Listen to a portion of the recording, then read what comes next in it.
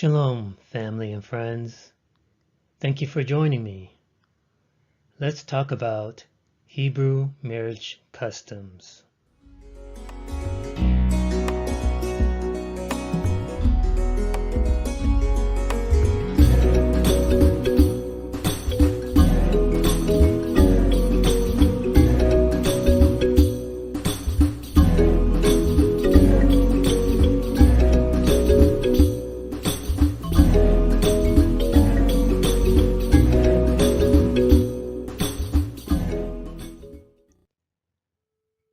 Concerning the marriage customs of the Hebrews, these customs that we're going to go over are not exclusive to the Israelites, but all Hebraic cultures. You'll find remnants of these customs among the Arabs, among the Bantu people of various tribes, among the Berbers and the Bedouins.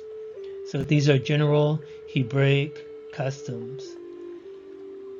We're going to talk about a marriage being an agreement between two families, specifically between the father of the bride and the bridegroom, the suitor. And we have the ketubah, or marriage covenant, the marriage contract. Betrothal, bride price, marriage chamber, messengers that are sent to the bride's family to retrieve the bride, the marriage feast, and consummation of the marriage. Eventually, I would like to talk about the relationship between Yahushua HaMashiach and the nation of Israel, and how the things that he did are reflected in the marriage customs of the Hebrews.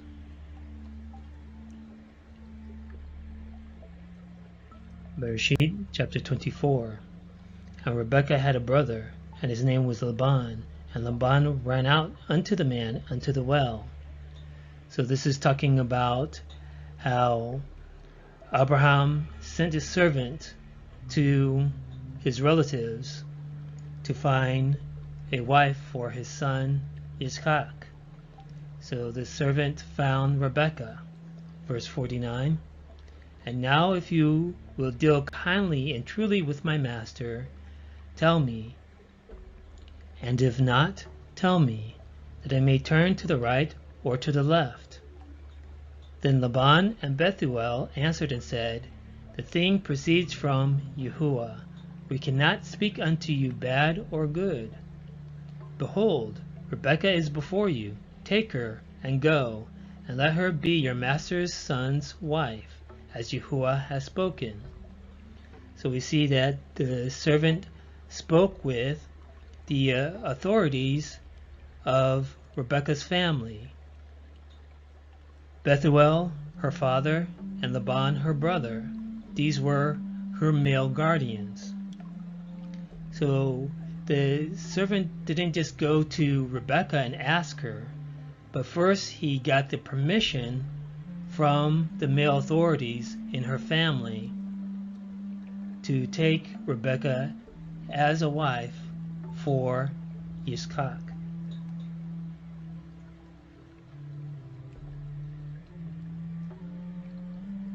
Bereshit, or Genesis chapter 29.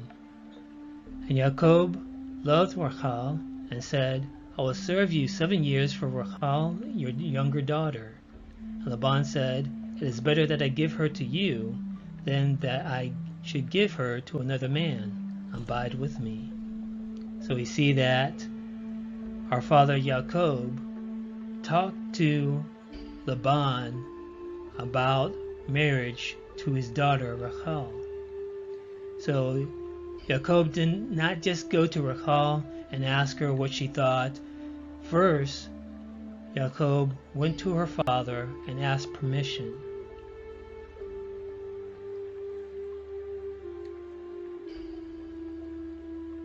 In Hebraic terms, a marriage is an agreement between two families. the bride-to-be, the father or the guardian, whether it's a brother or an uncle, a representative of her family, gives the permission to the man, to the bridegroom, to take the daughter as his wife. Without the permission of the father or the woman's guardian, the marriage would not be viewed as being valid in Hebraic culture. Shemot, or Exodus chapter 2. And when they came to Reuel, their father, he said, "How is it that you are come so early today?" And then they said, "An Egyptian delivered us out of the hand of the shepherds, and also drew water enough for us, and watered the flock." And he said unto his daughters, "Where is he? Why is it that you have left the man? Call him, that he may eat bread." And Musha was content to dwell with the man, and he gave Musha Zipporah his daughter. So we see that Reuel gave his daughter Zipporah to Musha. So this is what is seen as marriage in Hebraic culture, that the daughter is given to the man.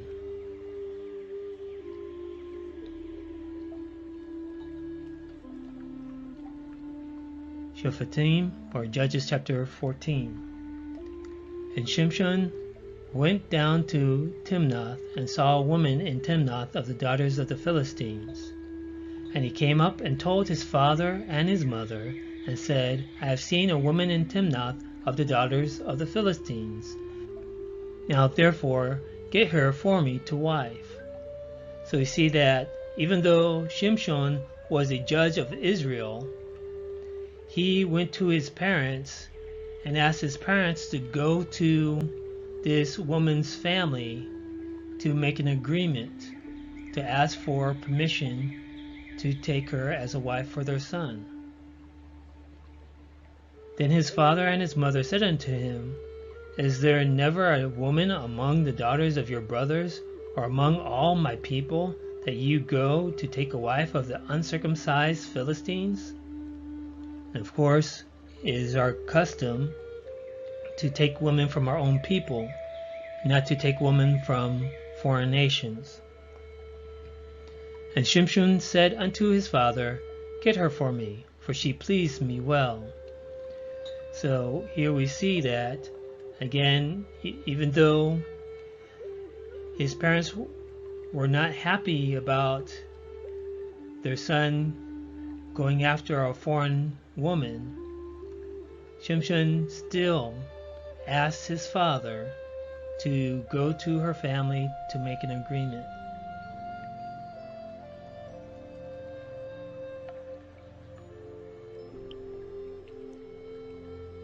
Tobit chapter 7.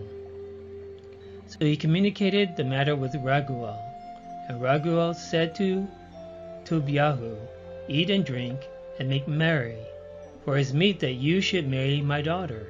Nevertheless, I will declare unto you the truth."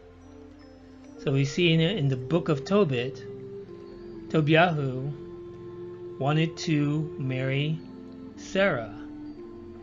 So Tobiahu went to her father, Raguel, and explained the situation. And Raguel, the father of Sarah, gave Tobiahu the permission to marry his daughter. Sirach, or Ecclesiasticus chapter 7. "Marry your daughter, so shall you have performed a weighty matter, but give her to a man of understanding." So it's understood that in Hebraic culture, the father gives his daughter to a man to be her husband. So this is the responsibility of the father, of the guardian, of the male authority of her family. Next, we're going to talk about the ketubah, or the marriage covenant. Now, this developed over time, and by the time of the 1st century AD, the time of Yahushua HaMashiach, this was common practice among the Israelites, that after a man received permission from the woman's family for marriage, he would write a ketubah or marriage covenant with his expectations or rules that he would implement in the establishment of their family if they get married. And he would present this writing to the bride-to-be, and the bride-to-be would read the ketubah or the marriage covenant presented by the man. She would read through all his expectations, all the things that he will do for her, and all the things that he expects her to do for him. The woman has a choice, either to agree to the terms of the covenant or refuse the ketubah. According to custom, the man would present her with this ketubah and with a cup of wine. When the woman has read through the ketubah, if she takes the cup of wine and drinks it, that is showing that she accepts all the terms of that marriage covenant. And from that point they become betrothed. Bereshit, or Genesis chapter 24. And they said, "We will call the damsel and inquire at her mouth." And they called Rebekah and said unto her, "Will you go with this man?" And she said, "I will go." So, according to Hebraic custom, especially among the Israelites, we really don't believe in forced marriages. The woman is given a choice whether to accept the offer of marriage or not. Tobit chapter 7. But Tobiah said, "I will eat nothing here till we agree and swear one to another." Raguel said, "Then take her from henceforth according to the manner, for you are her cousin, and she is yours. And the merciful Elohim give you good success in all things." Then he called his daughter Sarah, and she came to her father, and he took her by the hand, and gave her to be wife to Tobiah, saying, "Behold, take her after the Torah of Musha, and lead her away to your father." And he blessed them, and called Edna his wife, and took paper, and did write an instrument of covenants, and sealed it. So we see here that after there was an agreement between Raguel and Tobiah, that they proceeded to write a ketubah.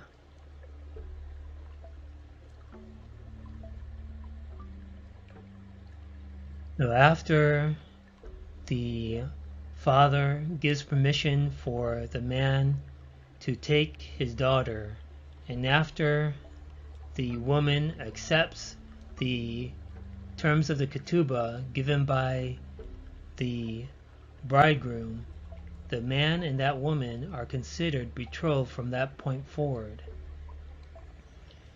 So when we look at the term for a husband that we use in English, that word comes from the Old Norse word husbondi, which means master of a house. Now when we go to the Hebrew, the terms that are used for husband, we have in modern Hebrew ish, or in the biblical Hebrew aish, which means man or male. So when we add a yod at the end, ishi or aishi, that means my man. So that is a term that is commonly translated into English as husband.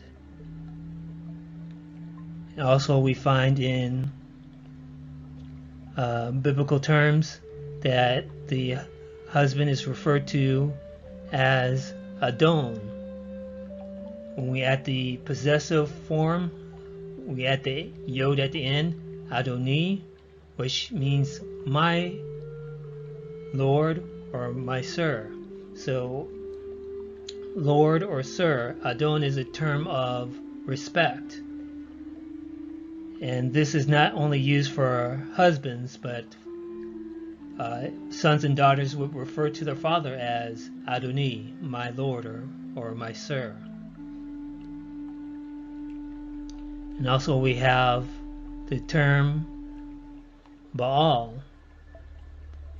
which means Lord or owner.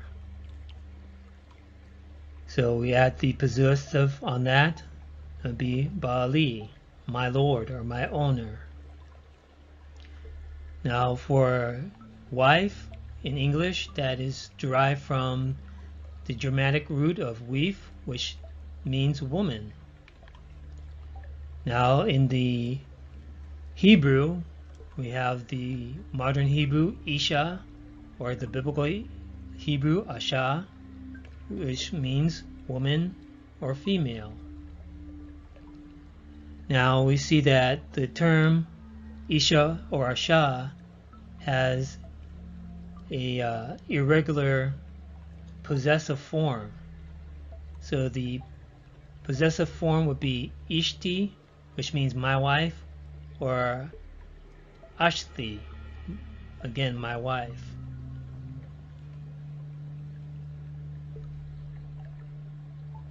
Bereshit or Genesis chapter 31. And she said to her father, Let it not displease my Lord that I cannot rise up before you, for the custom of women is upon me. And he searched, but found not the images. So this is Rachel talking to her father Laban, and she refers to her father as my Lord, or in Hebrew, Adoni. Chapter 18. Wherefore Sarah laughed within herself, saying, After I am waxed old, shall I have pleasure, my Lord being old also? Here we see our mother Sarah referring to our father Abraham as my Lord, or Adoni. Kefa Aleph, or 1 Peter chapter 3. Even as Sarah obeyed Abraham, calling him Lord, whose daughters you are, as long as you do well, and are not afraid with any amazement. So this term Adoni would be used by children addressing their father, and also by a wife addressing her husband. We see that Adon means firm, strong, Lord, master.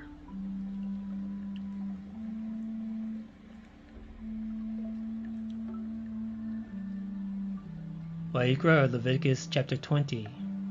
And the man that commits adultery with another man's wife, even he that commits adultery with his neighbor's wife, the adulterer and the adulteress shall surely be put to death. So we see clearly in Hebraic thought that the wife belongs to her husband. Devarim, or Deuteronomy chapter 22. If a man be found lying with a woman married to a husband, then they shall both of them die, both the man that lay with the woman and the woman. So shall you put away evil from Yashrael. So when we look at this term, married to a husband, that term in Hebrew is actually Baalat Baal, or owned by an owner. So we saw that Baal means owner, husband, Lord, master. So it's translated into English as married to a husband, but the Hebrew actually says Baalat Baal, or owned by a owner. So if a man be found lying with a woman owned by an owner, then they shall both of them die. Devarim chapter 5, and also Exodus chapter 20. Neither shall you desire your neighbor's wife. Neither shall you covet your neighbor's house, his field, or his manservant, or his maidservant, or his ox, or his ass, or anything that is your neighbor's. So we see this list of things that belong to the neighbor, and the first thing is his wife. So this is the thought in Hebraic culture, that the woman, the wife, belongs to her husband.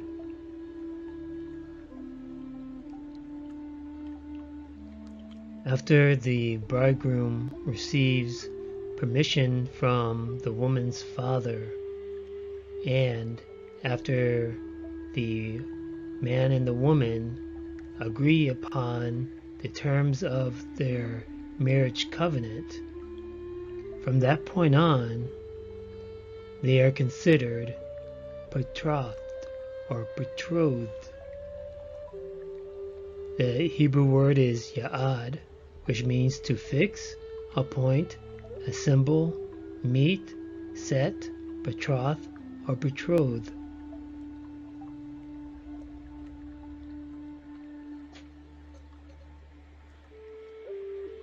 Devarim or Deuteronomy chapter 22. If a damsel that is a virgin be betrothed unto a husband, and a man find her in the city, and lie with her, then you shall bring them both out unto the gate of that city, and you shall stone them with stones that they die, the damsel because she cried not, being in the city, and the man because he has humbled his neighbor's wife. So you shall put away evil from among you. So we see that a woman is considered the wife of the man to which she's been betrothed to, even before the marriage feast and the consummation of the marriage. So a woman who's betrothed and sleeps with another man, they have the same death penalty as a woman who's married to a husband and sleeps with another man. Verse 25. But if a man find a betrothed damsel in the field, and the man force her, and lie with her, then the man only that lie with her shall die. But unto the damsel you shall do nothing. There is in the damsel no sin worthy of death. For as when a man rises against his neighbor and slays him, even so is this matter.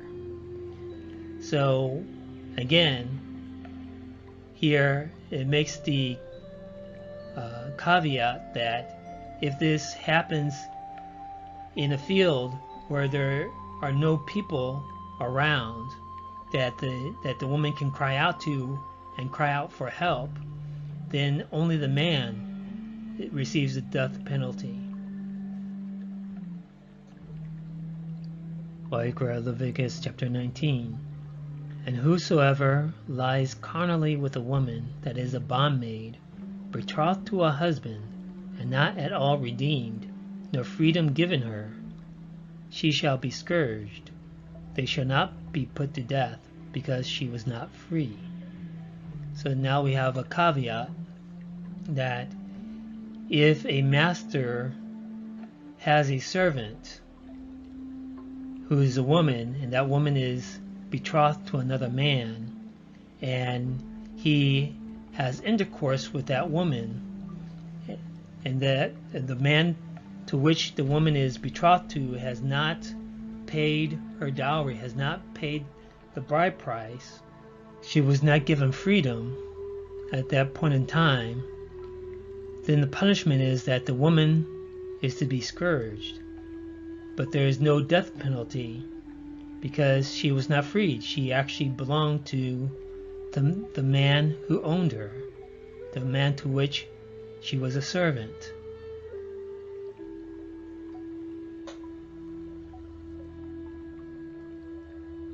Matthew or Matthew chapter 1. Now the birth of Yahushua HaMashiach was on this wise. When as his mother Miriam was espoused to Yusuf, before they came together, she was found with child of the Ruach HaKodesh, or the set-apart spirit. So we see here, in the so-called New Testament that Miriam was espoused to Yusuf. The word in Greek is mnesteuo, which means to woo her, ask her in marriage, to be promised in marriage, be betrothed or betrothed. So this is the same as the Hebrew ya'ad, which means betrothed. And you see that they were betrothed, and this is before they came together. This is before the marriage feast. This is before he sent messengers to bring her into his household. This is before the consummation of their marriage. Verse 19, then Yusuf, her husband, being a just man and not willing to make her a public example, was minded to put her away privily. So we see that they were only betrothed, but Yusuf was considered her husband. Being a just man, he was minded to put her away privily. And that is would be the same as in the Hebrew shalach, which means to send her out of his house, to abandon her.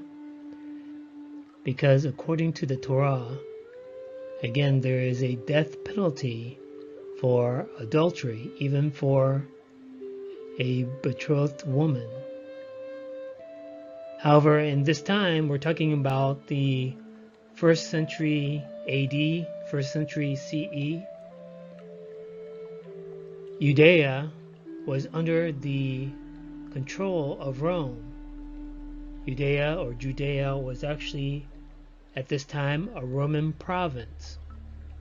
So the Romans had outlawed death penalties among the Yahudim. So the Yahudim were not able to put into practice the death penalties according to the Torah. For example, murder or adultery, things of that nature. They were restricted by the Romans from putting into practice the death penalty. Famous examples of this: when the Romans came into the land of Israel in the year 63 BCE under Pompey, the Romans all of a sudden said to the Jews, you no longer have the authority to carry out public executions. And the rabbis were in a big quandary. They said, we can't execute people. I mean, the Torah says if someone commits murder, we are to put him to death by 2 or 3 witnesses. What do we do? So the rabbis made takanot. And the takanot basically made it impossible to put someone to death in a public execution. They were takanot that said, well, we'll only execute people if the murderer is first warned by 2 witnesses before he commits the murder. And then the 2 witnesses who actually see the murder have to be 2 separate witnesses. Where does it say that in Scripture? Nowhere.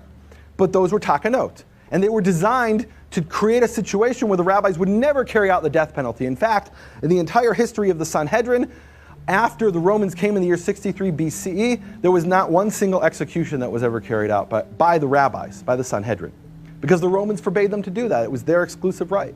So let's compare the KJV version of Matthew, which is translated from the Greek, to the Shem Tov Matthew, which is translated from the Hebrew. And if you want to learn more about the Shem Tov Matthew, you can research that. So in the KJV, then Yusuf, her husband, being a just man and not willing to make her a public example, was minded to put her away privily. So let's look at it in the Shem Tov translation. Yusuf was a righteous man and did not wish to dwell with her. Of course, he was righteous. Righteousness is the fulfilling of the Torah. So he did not wish to dwell with her, nor to expose her by bringing her to shame or to bind her over to death. He rather wished to conceal her. So again, the Yahudim had no authority under the Roman rule to enact the death penalty. So just like the Pharisees and the leaders of the Yahudim had to appeal to Pilate to put Yahushua HaMashiach to execution, Yusuf would have had to appeal to the Roman powers in order to put Miriam to death for her adultery, or perceived adultery. Of course, we understand that Yahushua HaMashiach was conceived under the power of the Ruach HaKodesh.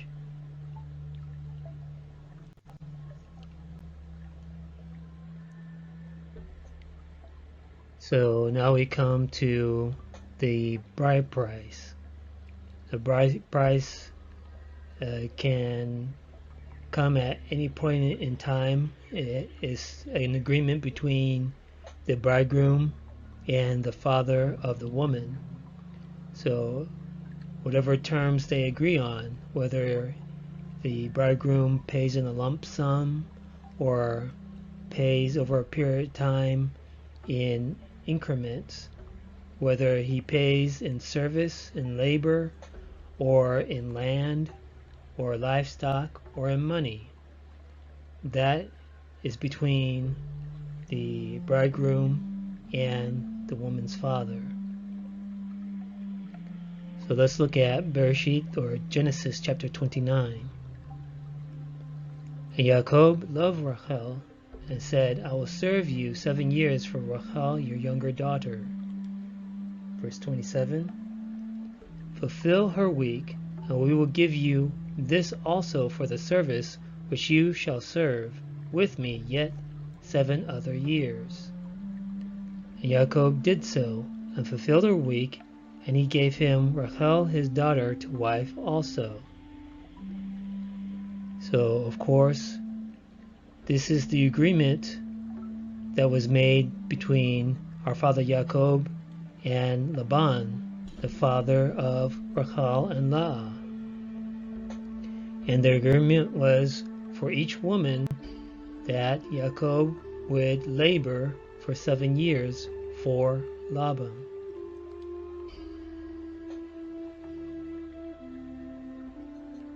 Chapter 31. Rachel and Leah answered and said unto him, Is there yet any portion or inheritance for us in our father's house? Are we not counted of him strangers? For he has sold us, and has quite devoured also our money. The Hebrew word makar means to sell. As merchandise, a daughter in marriage, or, again, a daughter into slavery as a handmaid. So we see that Rachel and Leah expressed to Jacob that they have no more place in Laban's family, because Laban has already sold them, Jacob has already given the bride price for them. And as they said, he has sold us and has quite devoured also our money. In other words, Laban has already accepted the 14 years of service that Jacob did for him in exchange for his daughters. Shemot, or Exodus chapter 21. And if a man sell his daughter to be a maidservant, she shall not go out as the menservants do. So again we see this term makar. And the term maidservant is from the Hebrew amah, which means maidservant, female slave, maid, handmaid, concubine. Verse 8. If she please not her master, who has betrothed her to himself, then shall he let her be redeemed. To sell her unto a strange nation he shall have no power, seeing he has dealt deceitfully with her. So, if a man sells his daughter as a maidservant or as a concubine to another man who has betrothed her to himself, that man is seen as her master. And if he has betrothed her unto his son, he shall deal with her after the manner of daughters. So in verse 9, it's talking about a situation where a man has sold his daughter to another man. That man is buying that daughter to give to his son.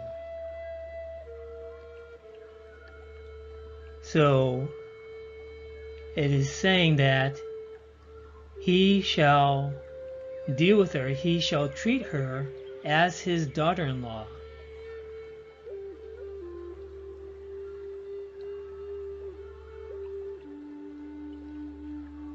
Chapter 22.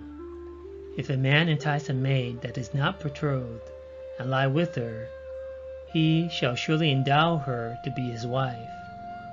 If her father utterly refuse to give her unto him, he shall pay money according to the dowry of virgins.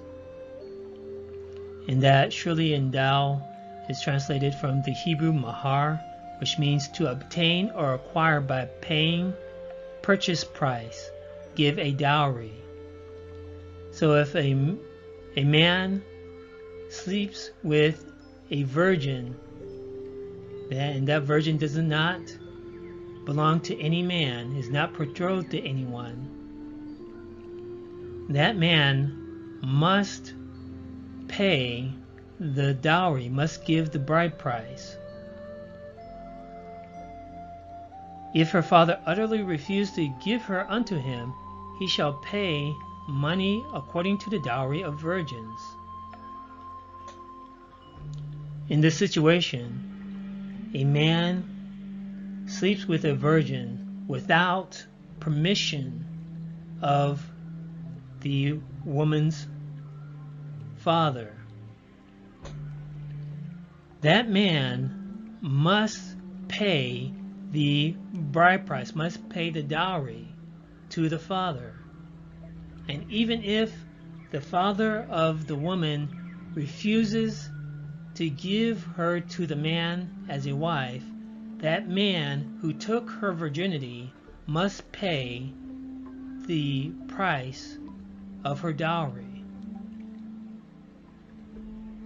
Devarim chapter 22. If a man find a damsel that is a virgin, which is not betrothed, and lay hold on her, and lie with her, and they be found, then the man that lay with her shall give unto the damsel's father 50 shekels of silver, and she shall be his wife, because he has humbled her. He may not put her away all his days. And that term, put her away, is from the Hebrew shalach, which means to send her out of his house, to abandon her, or to divorce her. So, if a man takes a girl's virginity without the permission of her father, and the father does give permission for the girl to be the man's wife, he must pay the father 50 shekels of silver at least. And that man is stripped of his right to give that girl, to give that woman a bill of divorce. He is not allowed to divorce her for the rest of his life. He is not allowed to abandon her. He is not allowed to send her out of his house for the rest of his life.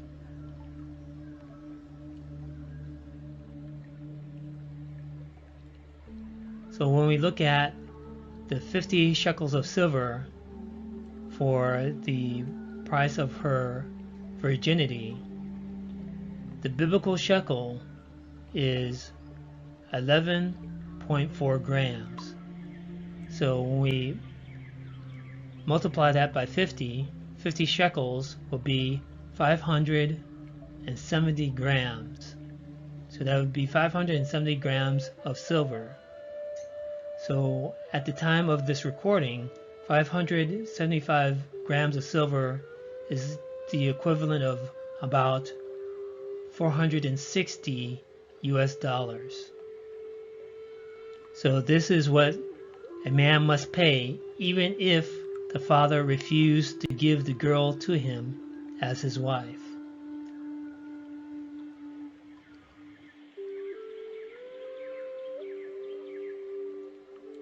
Bereshit, or Genesis chapter 34. And Dinah, the daughter of Leah, which she bore unto Yaakov, went out to see the daughters of the land. And when Shechem, the son of Hamor, the Hivite, prince of the country, saw her, he took her and lay with her and defiled her. And his soul clave unto Dinah, the daughter of Yaakov, and he loved the damsel, and spoke kindly unto the damsel. And Shechem said unto her father and unto her brothers, Let me find grace in your eyes, and what you shall say unto me I will give. Ask me never so much dowry and gift, and I will give according as you shall say unto me, but give me the damsel to wife. So we see that Shechem of another nation did a disgraceful thing to Dinah, the daughter of Yaakov, but you see that he turned around because he loved her and desired to make things right. He went to Yaakov, the father of Dinah, and asked what they require for dowry and gift so that Dinah could be his wife.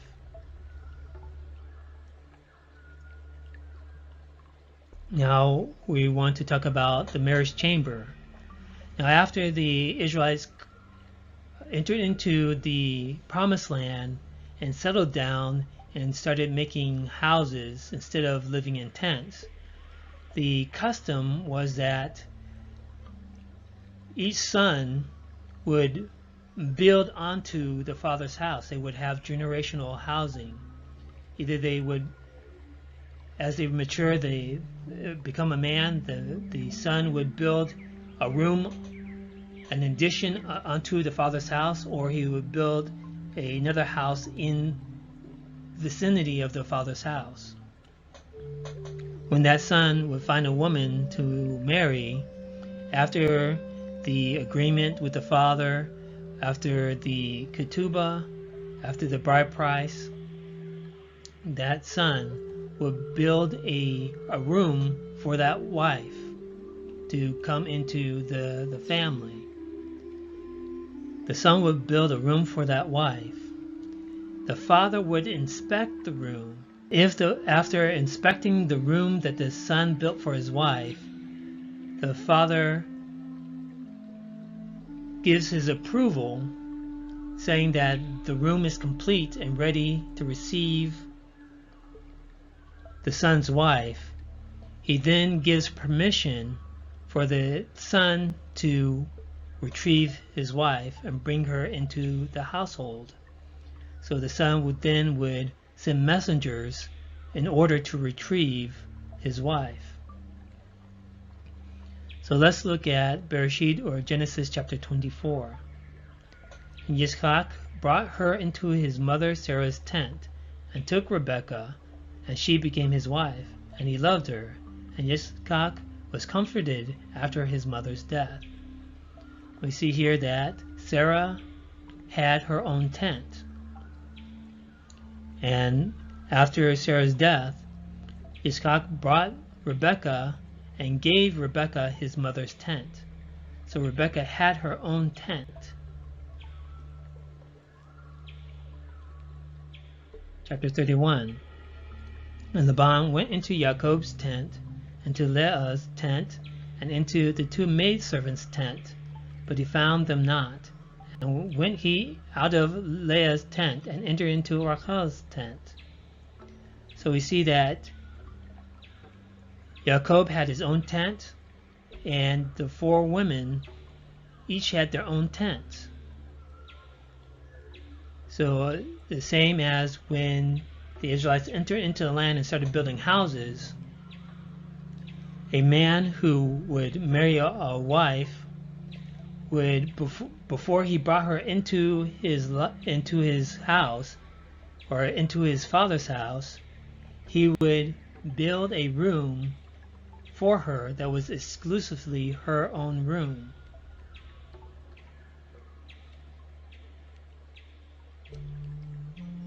The Tehillim, or Psalm chapter 19, which is as a bridegroom coming out of his chamber and rejoices as a strong man to run a race. The term chamber or room is the Hebrew chuppah, which means chamber, room, canopy, closet. Yael, or Joel chapter 2, gather the people, sanctify the congregation, assemble the elders, gather the children and those that suck the breasts. Let the bridegroom come forth of his chamber, and the bride out of her closet. So the term there, chamber, is chadar, and again, closet is chuppah. So the bride has her own room that is separate from the man's room.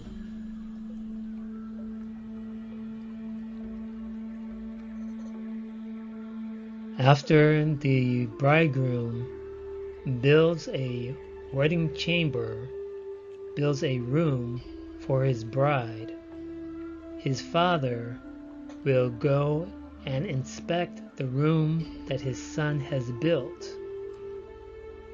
And after the father inspects the room that his son has built, if he gives his approval saying that this room is now complete, this room is now ready to receive your bride, then messengers are sent from the bridegroom's family to the bride's family to announce the wedding feast. And the messengers are sent to bring the bride to the bridegroom's household to enjoy the wedding feast. Bereshit, or Genesis, chapter 2. And Yahuwah Elohim caused a deep sleep to fall upon Adam, and he slept. And he took one of his ribs, and closed up the flesh instead thereof. And the rib which Yahuwah Elohim had taken from man made he a woman, and brought her unto the man. So we see how this tradition begins, that when Yahuwah made a helpmeet for Adam, he brought the woman to the man.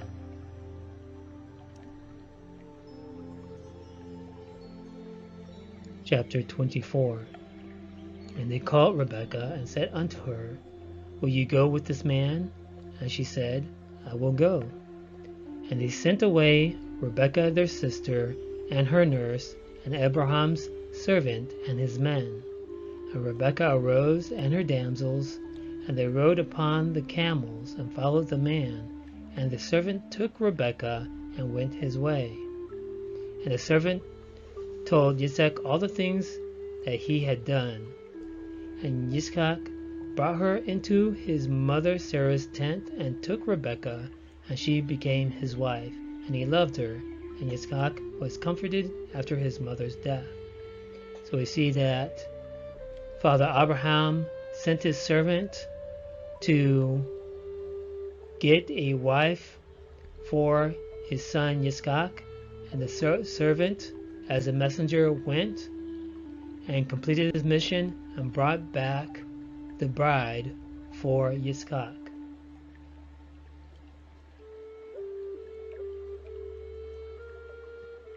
So after the messengers are sent to the woman's family, and they bring the woman to the bridegroom's household, there they enjoy a marriage feast.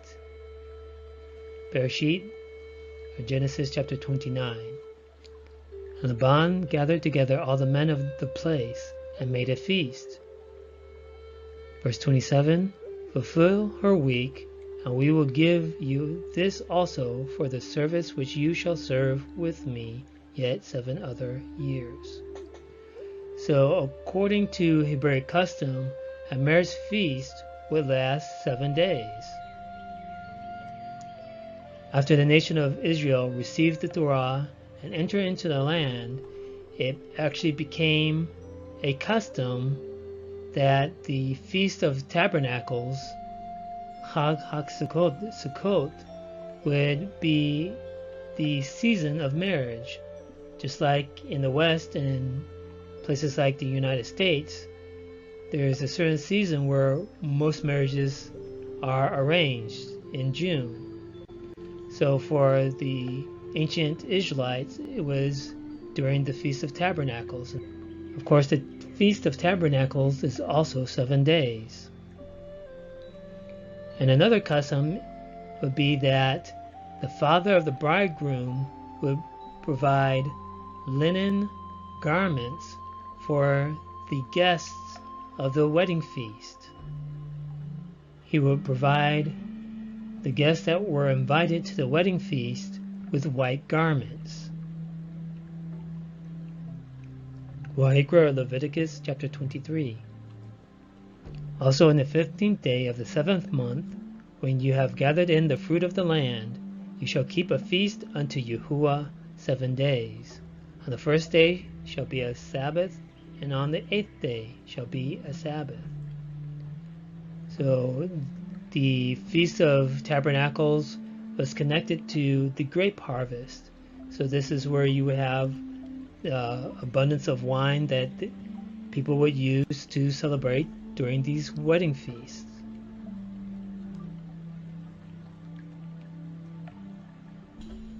Shoftim, or Judges chapter 14. So his father went down unto the woman, and Shimshon made there a feast, for so used the young men to do. And it came to pass, when they saw him, that they brought 30 companions to be with him. And Shimshon said unto them, I will now put forth a riddle unto you.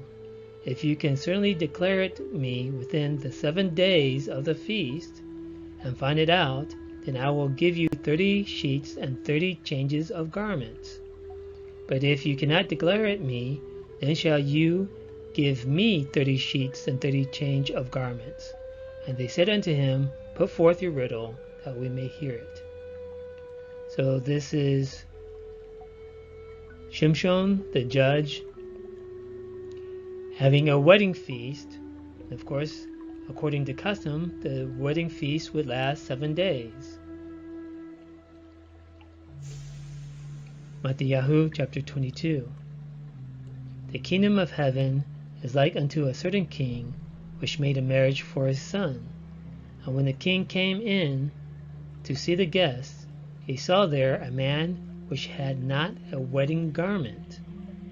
And he said unto him, Friend, how came you in here not having a wedding garment? And he was speechless. So this is taken from one of the parables told by Yahushua HaMashiach.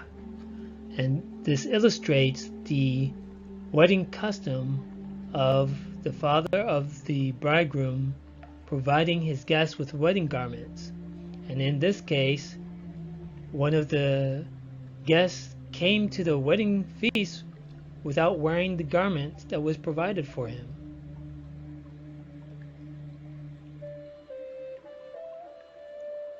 Of course, the wedding feast would last 7 days. After the first day of the wedding feast would be the consummation of the marriage between the husband and the woman. Bereshit, Genesis chapter 29. And it came to pass in the evening that he took Leah his daughter, and brought her to him, and he went in unto her. Tobit chapter 8. And when they had supped, they brought Tobiahu in unto her. So this is where finally the man and the woman would have intercourse.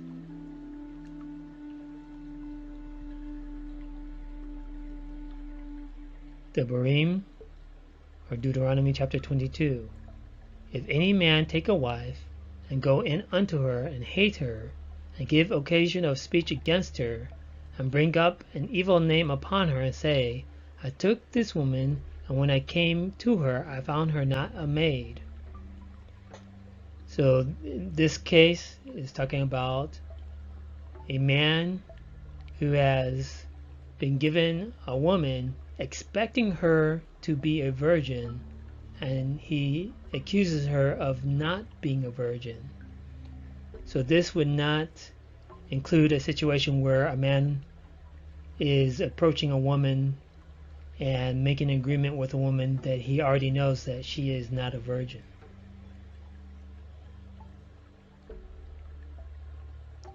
Then shall the father of the damsel and her mother take and bring forth the tokens of the damsel's virginity unto the elders of the city in the gate. And the damsel's father shall say unto the elders, I gave my daughter unto this man to wife, and he hates her. And lo, he has given occasions of speech against her, saying, I found not your daughter a maid. And yet these are the tokens of my daughter's virginity. And they shall spread the cloth before the elders of the city. So what are the tokens of virginity? On that first night of the wedding feast, the man and the woman will lay down together on a sheet of fabric. And when they perform their act of intimacy and the woman's virginity is taken, the blood will spill onto the sheet, onto the cloth, showing that the woman indeed was a virgin. Afterwards, that cloth with the blood stain on it would be given to the woman's parents as a show of appreciation that they were able to preserve the virginity of the woman and give the woman to the man as a virgin.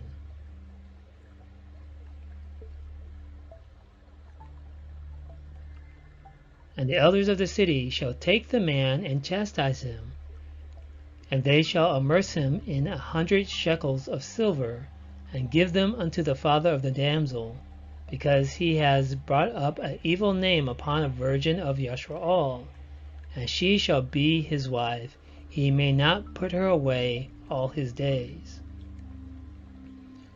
So now we have a penalty for falsely accusing a woman of not being a virgin, if indeed she was a virgin. The penalty is 100 shekels of silver. So we saw before the penalty of taking a virgin without permission of the father was 50 shekels of silver. Now we have double that amount for falsely accusing a woman of not being a virgin. So this would amount to almost $1,000 USD. Also in this case, the man loses his right to divorce her. He shall not put her away all his days. For the rest of his life, he is not allowed to put her out of his house. He is not allowed to abandon her or estrange her.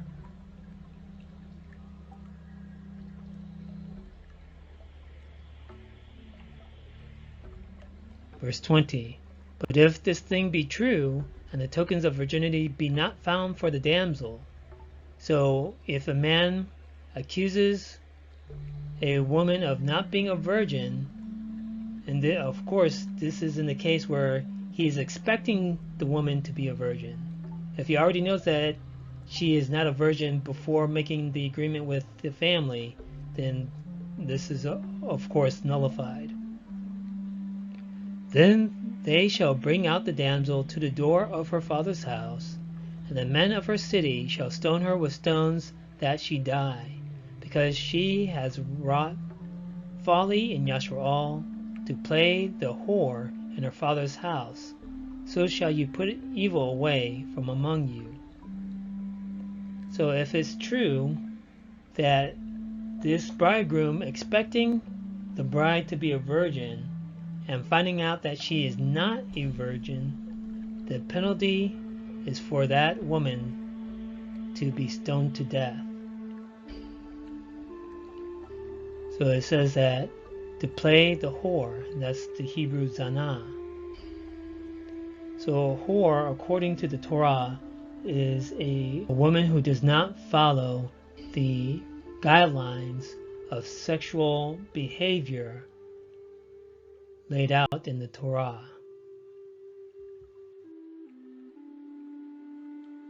Vayikra, Leviticus chapter 19.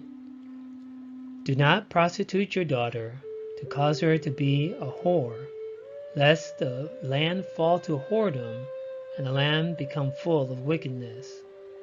And again, that word whore is from the Hebrew zanah, which means to commit fornication, to be a harlot, play the harlot. So fornication means to break the commandments of Yahuwah concerning sexual relationships. Sirach, or Ecclesiasticus, chapter 7. Have you daughters?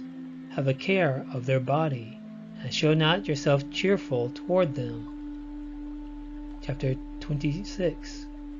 If your daughter be shameless, keep her in straitly, lest she abuse herself through overmuch liberty.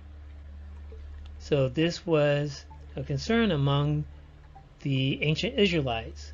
The father had a responsibility to preserve the virginity of his daughter and to present his daughter to a worthy man as a virgin.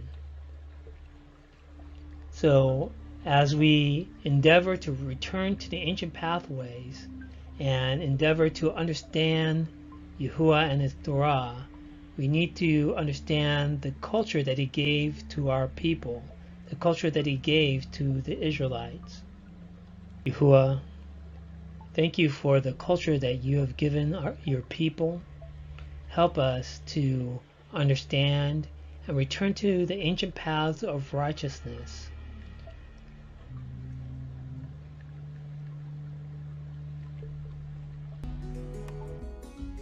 Fear Elohim and keep his commandments, for this is the whole duty of man.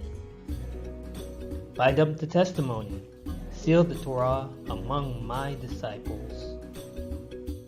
Shalom, family. Thanks for watching. Don't forget to click the subscribe button. Like, comment, and share.